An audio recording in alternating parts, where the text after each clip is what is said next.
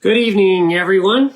Let's get right into the meat of this. I really believe the information and the data we're going to be sharing tonight can actually open the eyes of many people. Again, truth pierces right to the heart, pierces right to the brain. We're going to be going over some facts tonight about the foods that you're eating and what they were like, just a short 50, 60 years ago compared to what they are now. So let's get into this. So nutritional value of food, yesterday versus today, or then and now. I want to start out by just reading here a brief study. This is actually a pretty famous study, by the way. In fact, the first time I read this study was back when it was first published, I believe in 2004. It's where I first heard the name Donald Davis. He's a professor at UT, University of Texas. His department, the Department of Chemistry at UT, conducted this study by analyzing Department of Agriculture data from, 1950 compared to when he started this study in 1999, analyzing 43 different vegetables and fruits. And he found some pretty interesting things. Now, this study has been cited so often in many journals of nutrition. But I'm actually going to not just cite this study, but several other studies that support this study that's so popular. But looking at, he took these 43 different vegetables and fruits and analyzed different nutrient contexts, everything from protein to phosphorus, iron levels, calcium levels, vitamin B1, B2, B6 levels, vitamin K levels. He analyzed about 40 different points of data for these 43 different nutrients. And the findings were incredible. I'm going to just read the findings here because it's pretty cool. Analyzing 43 different vegetables and fruits, Dr. Davis was able to find reliable declines ranging between 18 and 42% in the amount of protein, calcium, phosphorus, iron, vitamin B2, B6, vitamin C, etc. over the last half a century. Davis and his colleagues chalked up this declining nutritional content to the preponderance of agricultural practices designed to increase yield, improve appearance, and improve size and pestilence resistance. So think about that, you guys. As a human being, we all have kind of vanity, right? We all want to look great. It's interesting to note that we want our vegetables to look great when we buy them. I mean, I've even been guilty of this. I said it to my wife when we go grocery store shopping. Oh my gosh, look at these beautiful bell peppers. Look how big. How did they get them so big? So we're talking 70 years ago as they were analyzing Department of Agriculture data versus the data that he was physically doing, analyzing fruits and vegetables in 1999. But to see between an 18 and 42% decline simply because the growers were growing more for physical appearance and physical size and not thinking about nutrient density, not thinking about nutrients in the soil and how those vegetables uptake those nutrients.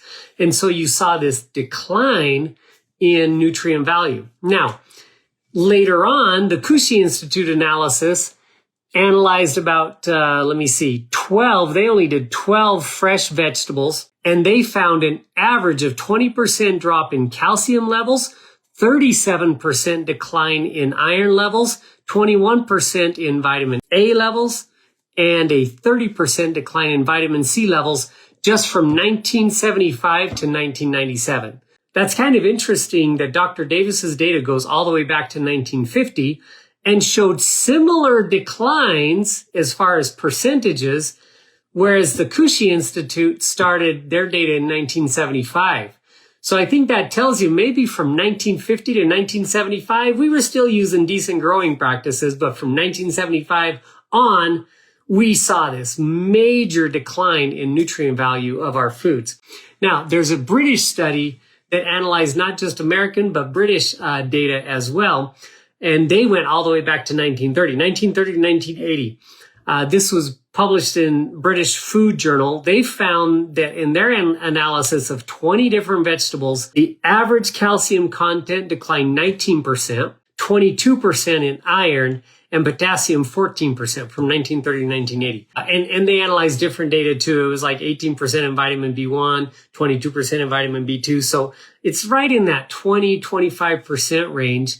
So these are 3 different studies analyzing a wide variety of vegetables, each one of them proving that foods that we consume, that we buy in the grocery store, don't have as many nutrients as they used to. They may be more beautiful, they may be larger, but they are nutrient less than what they used to be. Here's a really cool study. This is a study that compared oranges from the same orchard in California in 1948 to 2004.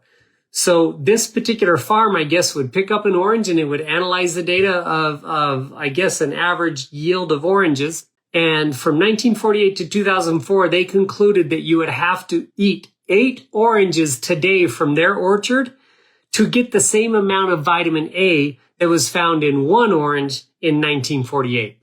Is that crazy? 8. So that's an 8 times to 800% decline, right? 8 times decline in vitamin A values in oranges from the same orchard grown in California. It was just amazing to me. Now, here's where it really gets scary. I'm going to give you some more data. This is just going to blow your mind. So the U.S. Department of Agriculture conducted a study on humans. In fact, they tracked over 100,000 people to see if they were getting enough servings of fruits and vegetables per day, right? Probably at this time, it was 2006. So we were all following the food pyramid at that time, right? So that would state that you needed like 3 servings of fruits and 3 to 5 servings of vegetables. That was what the food pyramid told you needed. So they tracked 100,000 people, and these results will just blow you away. They found that out of the 100,000 people they tracked, only 12% of this adult population that they tracked consumed enough fruits to meet basic dietary needs, and only 9% ate enough vegetables on a daily basis. So take those 2 studies side by side. Number 1, nutrient decline, huge nutrient decline in the amount of fruits and vegetables that we eat, combined with the fact that we're not eating them in the first place. Right? Only 9% of the population was eating 3 servings of vegetables per day. Only 9% of the population. If you just look at the school lunches of your children, there's no vegetables. They think potatoes or French fries are the vegetable. So take those 3 studies plus that 1 study about the fact that we don't eat enough. And what's even more shocking to me, you guys, I talk about nutrition all day long with people, all day long. It's probably 3 to 5 times a week where I hear somebody tell me that they don't need to take supplements because they watch what they eat. And I'm like, well, the studies show that you don't. The studies show that you don't. Only 9% of our population really does get those servings of fruits and vegetables. But even if you did, the other studies show, you know what? You could eat a lot and you're not going to be getting your daily supply of vitamins and minerals. Some things I want to show you. This is a whole pack of arugula right here. It's not that full because we've already eaten some, but normally when it's full, it's chock full, right? And when it's chock full, it's 16 ounces. So it's 1 pound. I mean, it looks like it's more than 1 pound, but arugula is pretty light. One thing I want you to understand about arugula is that it's a pretty nutritious food. There's lots of nutrients in these leaves and things like that. But when I did some quick internet searching, this is a great brand, by the way. It's organic, they try to grow it local, so it's about as good as you can get. But when I Googled the nutrient value of this is what it told me. 8 ounces. So this is 16. So half of this, 8 ounces provides about 4% of your daily supply of vitamin C, 20% of your vitamin A, 20% of your folic acid, folate, and about 40% of your vitamin K, because dark green leafies are rich in vitamin K, right? Was that it? 15% of your daily calcium needs. If you ate 1 full container of this every single day, you would only be getting 8% of your vitamin C, 80% of your vitamin K, 40% of your vitamin A, 40% of your folate, and 30% of your calcium. So you just double everything because it's basically 2 servings, okay, in this huge box. Can you imagine eating this entire box every day and still not meeting your nutritional needs? Okay, this whole box still not meeting your nutritional needs. Guys, so we're going to learn a new word. Nutrient density. Okay? Nutrient density. It may be a new term for some of you. It may not be a new term for others, but I want to break down this word. Let's talk about nutrient density for just a little bit, what that is. Nutrients means obviously the molecules that your body can't produce on its own. The molecules that you have to eat, exogenous nutrients from foods, right? Your body can produce some things on its own, but others it can't. And so that's what the word nutrition means. Basically, the molecules that we have to ingest to stay alive. Density, as everybody knows, means the condensing of a particular item in a particular surface area or weight or area, right? So that's density. So let's look at it from what people understand, like population density. Let's say that people were vitamin C molecules. One person equals 1 milligram of vitamin C. Think of it that way. Washington, D.C. has a population density of about 10,000 people per square mile versus Alaska, which has a population density of about 1 person per square mile. Now think of Alaska as a food and DC as a food. What if I could eat a food the size of DC and get 10,000 milligrams of vitamin C versus a food the size of Alaska and only get 1 milligram of vitamin C? That's what I mean when I say nutrient density. I'm going to give you a better example. Here's an orange. Here's a goji berry. No, this is not a Restore capsule. It looks like it, but it is a goji berry. There is 3 times more vitamin C in the goji berry than there is in an orange. Alaska, DC. Get what I'm saying? So this is a much more nutrient dense item than an orange. Now, I'm not saying an orange is bad for you. That's not what I'm saying at all. We need more nutrition now more than ever because we're living longer. We have higher stressed lifestyles, busier lifestyles. We're accomplishing more as a civilization than any civilization has ever accomplished in the world. Our bodies use more nutrients. The more stress you have, the more nutrients you need. Okay? If you're just sitting around in a lazy boy recliner all day long, you don't need that many nutrients to stay alive and function. But because of the information inundation, our bodies use copious amounts of nutrients. Your thought processes consume more nutrients, by the way, than physical labor. And maybe some of you have experienced this before. If you had a day like your first day of college, or you're studying for a final exam, you sat in your chair all day long, but at the end of the day, you're like exhausted. Your lights are out before you even hit the pillow because you burned so many calories and you used so many nutrients because your brain was just going all day long. We need a lot of nutrients, right? We need more nutrients than we've ever needed before.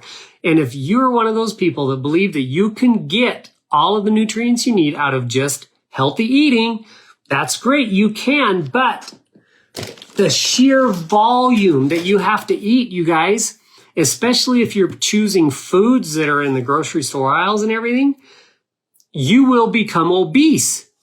You will, because you will be eating so much, taking in so many calories, especially nutrient-less calories, because the foods don't have as many nutrients in them as they did back in the 1950s, as we've already proven in the studies. Now, if it was the 1950s, maybe you could get all your 100% daily needs out of this box every day, but you can't anymore. You'd have to eat 2 or 3 of these every single day, and that would cause you to gain weight because of the sheer amount of carbohydrates and other proteins, fats, and everything that you'd be getting. So it's virtually impossible today. That's what I'm trying to say. It's virtually impossible to get all the nutrients you need just out of your food. It can be done, but you have to eat a lot, and you're going to gain weight because of the amount of food that you have to eat.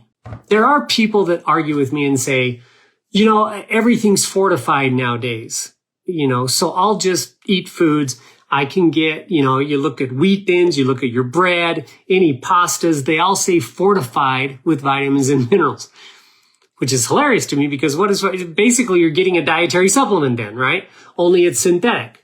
When a food scientist pulls out all the nutrients in the processed food that he's creating for XYZ brand or ABC brand, and he's got to re-fortify that with all the vitamins that they destroyed in the processing, he's not using food-based vitamins. He's using synthetic isolates. He's using like vitamin A palmitate instead of a whole food vitamin A. He's using riboflavin-5 phosphate instead of regular riboflavin found in wheat germ.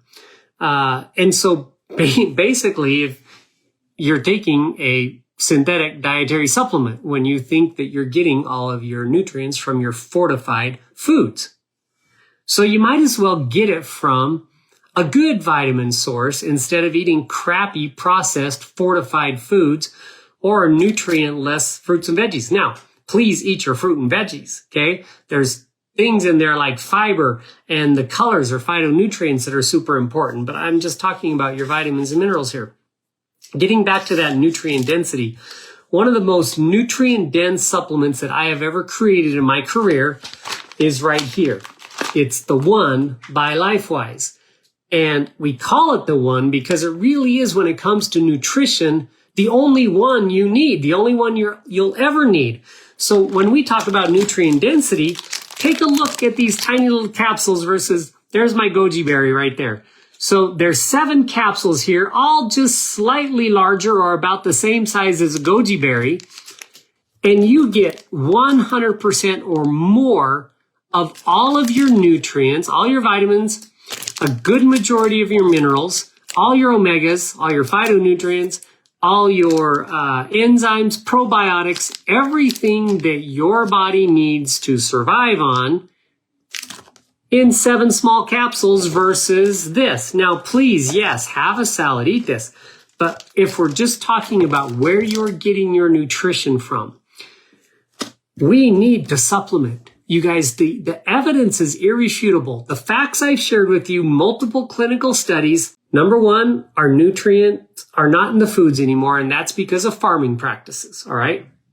Number two, the majority of our population isn't eating the amount of veggies and fruits every day that we need to, 9%. So barely 1 out of 10, not even 1 out of 10 is getting enough veggies. And then lastly, the high stress, high anxiety, high work ethics that our society has and increase in longevity that we have means that we need extra nutrients. Why wouldn't you invest in your health and supplement your diet with whole food? And when I say that the One is whole food, I'm just going to read what the vitamin and mineral complex comes from. It comes from red algae, sesbania, guava, Indian gooseberry, holy basil, rose hips, brixa, nutritional yeast, lemon, alfalfa leaf, barley grass, oatgrass, wheatgrass, chlorella, parsley, sea kelp, broccoli sprouts, standing lime leaves. This is food. And those nutrients combined add up to all of these vitamins and minerals. More than 100% in most of your vitamins and minerals. There's your whole food blends here, here, and here. These 2 blends are 100% certified organic. This one is not certified organic because I actually buy this blend from India and they have their own certifications. We tested for way more pesticides and herbicides than our own USDA does for organic certification. And we passed with flying colors, testing more things. So I can't legally say that this blend is U.S. Department of Agriculture certified organic because it's not, but it's better. But these 2 are certified USDA organic here. There's actually 3 blends that are certified organic. Why not take something for your health that's super convenient so that then you can pick and choose what veggies and fruits you want to eat throughout the day and not have to worry about eating 2 or 3 of these tubs every day just to get your daily supply of vitamins and minerals? What do you have to lose? That's all I'm saying. I hope I've given you the facts and the evidence that you need to understand why it's so important to supplement in today's day and age. Think of the sheer amount of nutrients I can pack into the smallest, most dense item of food, and those are the foods you should be seeking to eat. We're going to talk more and train more on nutrient density in the months to come, but just some of the FAQs that I've gotten on this. Yes, it's food, so children can take it. Yes, it's food, so if you can eat food when taking a medication, you can take the One when taking medication. Is it methylated? No, it doesn't have to be because it's food. Have you ever heard of a methylated goji berry? No. If you have a synthetic isolated vitamin, then it should be methylated. But if it's food, of course, you're alive. You're alive because you're eating food. Your body can't process synthetic isolates if you have the MTHRF gene mutation. But you're alive. That proves that you're getting your B vitamins from somewhere, and I know where you're getting them from. You're getting them from the small amounts of fruits and vegetables that you are eating. How much better would you be if you were getting all your B vitamins from whole food? then you wouldn't have to worry about methylation. So there's another FAQ on the one. Yes, senior citizens can take it. Again, it's food. It's really nothing more than food. So I hope I've educated you guys a little bit tonight on what nutrient density means, why we need to supplement, and the importance of taking a supplement like the one by LifeWise so that you can make an educated decision for you and your family. Thank you for joining me tonight, and we'll see you next week in the lab live with Tracy Gibbs, Chief Science Officer for LifeWise. Thank you.